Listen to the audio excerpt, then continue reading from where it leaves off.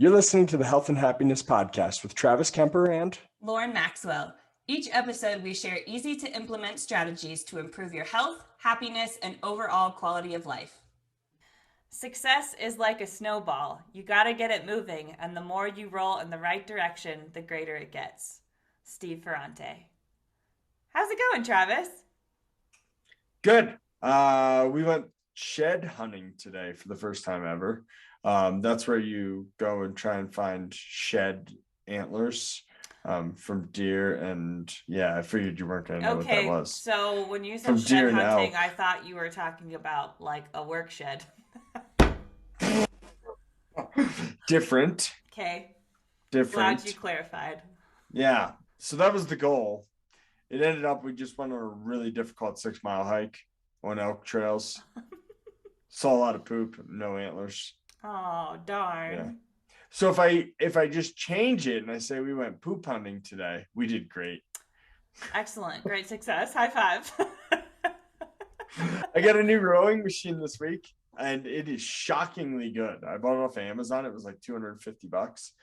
The reviews were good, but I'm like blown away by it's just like super silent and super smooth. That's awesome. Yeah, I'm very excited. Congratulations. Thanks. How's it going, Lauren? It's going good. I went down to Phoenix to meet my fur niece, or I guess one of my fur nieces, this weekend. She's about 6 months old and a husky lab mix, and she's super cute, super energetic. I mean, she's a puppy, so not surprising. And a husky lab mix. Yeah, she was nonstop all day, but she's so cute. I'm excited to take Keely to meet her soon because I didn't bring Keely with me. I wasn't totally sure how they would interact, so I thought maybe I would meet her first before I put them in a room together for 24 hours. But I think they'll get along. Nolan and I have been working on getting the house more set up, which has been really fun. And then my grandparents are having what? You're confused about fun? I'm confused as to why that is fun. Yes. Oh, I love decorating and setting stuff up. Lauren. What? The next time I move, I'm going to invite you up for a week. Okay. I don't have any problem with that. It'll be fun. Sounds great. My grandparents are having their 70th wedding anniversary next weekend. Wow. That's impressive. So we're going down again to Phoenix to celebrate them, but I'm so excited to see them and celebrate such a big, momentous occasion. That's impressive. Good for them. I can't believe it. I mean, I remember when that was their 50th, but now it's their 70th. Oh my gosh, they've been together forever. So what are we going to talk about today? Snowball effects and how to create them positively. So a snowball effect is a way to conceptualize the power of compounding and gaining momentum. When a snowball starts rolling down a hill, it picks up more and more snow and gradually becomes bigger and bigger, all while gaining speed. Not long after, it is several times larger and more powerful than it was to start, and it is growing more powerfully still. Yeah, so this is often used in personal finance as a way to pay off debt. I think Dave Ramsey made this popular. I don't really follow Dave Ramsey, but from what I know about him, I think this is what made him popular, or he made this popular. His strategy is something like pay as much as you can on your smallest debt while making the minimum payment on all of your other debt. And then when the first small one, or the smallest one, is paid off, then you can pay all that you can on the next smallest, and so on and so forth. That way it feels like you're making big progress because you are closing accounts more frequently. Yes, so we want to talk about the same method that he often uses, but we want to talk about it in health to make positive habits compound into big positive effects in your overall health and well-being. Yes, so starting small can have very big effects. When you start doing one small thing, that takes some willpower. It'll have an effect on other things that you like to change. Self-discipline is basically like a muscle. Make it stronger and you'll have more willpower for other things. The weirdest thing about the research on willpower is this phenomena that when we consciously start working on one thing that takes self-discipline, we also start improving our lives in other areas as well. So when researchers asked college students to attend to one area of their lives, so say like trying to improve their posture throughout the day, for example, or to attend to their finances for a few weeks, they end up doing other things too, like watching less TV, working out more, and improving their eating habits, which makes sense. I feel like, when you're focused on one thing that's going to improve your life, it like feels so good that you start to do more things to improve your life. That's interesting that you think that makes sense, because I'm looking at that and I'm like, I can see it if they're related.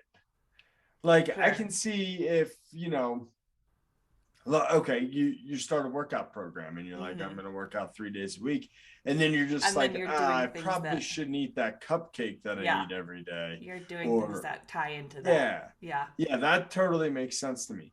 But trying to improve my posture and that ending up with better grades or me going to the gym more, that doesn't make any sense to me. Yeah. But hey, it apparently works and it's been shown in the research, so I'm not going to argue with it. I just don't Have think it makes at it. sense. Have at it. I don't think it's intuitive. Yeah. Well, maybe not. I don't know. Like trying to improve your posture and getting good grades. I could see maybe like watching less TV because when you're watching TV, you tend to be like slouched over. So then if you're going to watch less TV, you're not going to be slouched over as much. When I don't I know. tend to watch TV, I'm like, I'm almost not there. I turn off my brain. I think we talked about that last episode. Like, I'm just not focused and I don't care.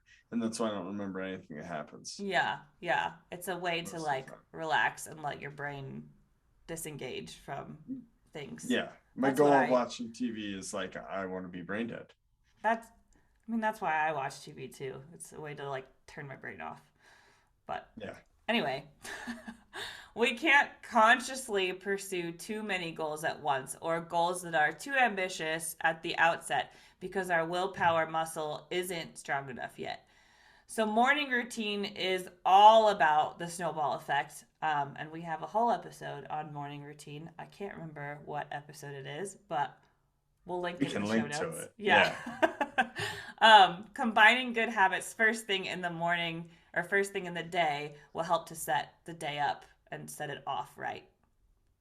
So for forming habits, which I think we also did an episode on just forming habits, Mm-hmm. um, focus on one habit or goal and give it your all.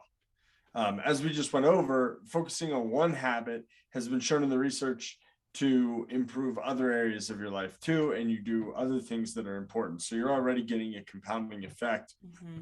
but you're not overwhelming yourself by saying, I want to eat better and go to the gym, and I'm going to drink 100 ounces of water every day because that's what Travis said he does. And I'm going to go on a hike every week, and I'm going to start doing the snowballing effect for my finances, and I'm going to start looking for a new house. Yeah, this is I'm not overwhelmed listening to you. exactly. And that's why you shouldn't, probably most people at least shouldn't do that. Mm-hmm. So give one thing your focus, and a lot of those other things will come. But once you create it, make it a strong habit, then you don't have to think about it anymore. There's no more focus. Right. You just do it, and then you can focus on another thing, the next most important thing. Yeah. So building momentum, the more habits you make, aka the more automatic things become, that frees up more energy that you can spend elsewhere. That's pretty much what we just said. And you build momentum to make other changes. You also will gain confidence with each habit because it's you set your mind out to do something, then you did it, you created this habit. Now you're confident that you can create a habit. So now you're confident that you can create the next habit, and that will obviously help with the next habit. It'll make it easier. Each newly adapted habit shows that you are capable of making changes, which gives you confidence to tackle another goal. Yeah, confidence is a game changer. It's why it's one of the things that I try to work on in myself all the time. So, keys to a positive snowball effect. Start with, we're going to go like very metaphorical here. Start with the right snow. Think of your thoughts like different types of snowflakes. Pick the grounding, grateful, good thoughts to start your day with rather than, waking up and going straight into anxiety. Start with your hands. In the same way that you'd pack a snowball in your hands, pack those good thoughts together in your mind. Then nudge it forward. Take the positive attitude that you've cultivated in the morning and carry it with you as you move through the day and interact with people. Talk to somebody who is happy instead of interacting with negative Nancy first thing in the morning. Or maybe just try to avoid negative Nancy's as much as you can altogether. If call it's negative possible. I call them cancer of the workforce. Yeah. I can avoid people outside of work pretty easily, but in work, like if you're in an office setting, Sometimes you can't avoid probably don't have control over your coworkers too much. Mm-hmm. Yeah, I call those people cancer, so I try and stay away. Yeah, as much as you can. Yeah. Set people up for success in the workplace by asking them a question about something that makes them happy, and start your day with a project that you really like doing so you create some positive momentum. So those are all things that you can do like when you go into work to try to get that positive snowball effect rolling. And then put your back into it. Even if the day hits a rough patch, keep pushing through and keep seeking the positive.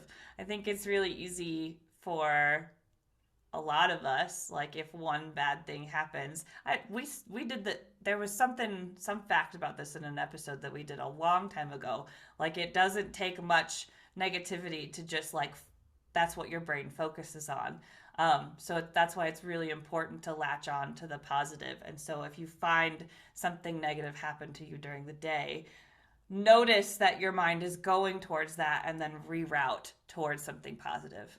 Yeah, we definitely have talked about the negativity bias in the past. The negativity bias. Yes, that was it.